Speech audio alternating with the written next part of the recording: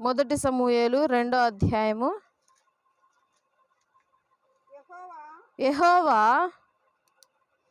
యెహోవా వంటి పరిశుద్ధ దేవుడు ఒక్కడునూ లేడు, నీవు తప్ప మరి ఏ దేవుడునూ లేడు.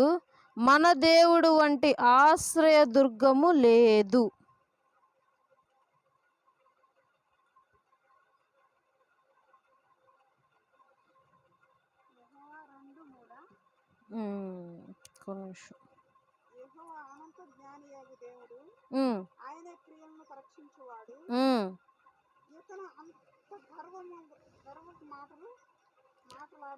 ఇకను అంత గర్వముగా మాట్లాడకుడి, రానియకుడి. ఒకసారి మళ్ళీ 3వ వచనం చూద్దాం. యెహోవా అనంత జ్ఞానియగు దేవుడు, ఆయనే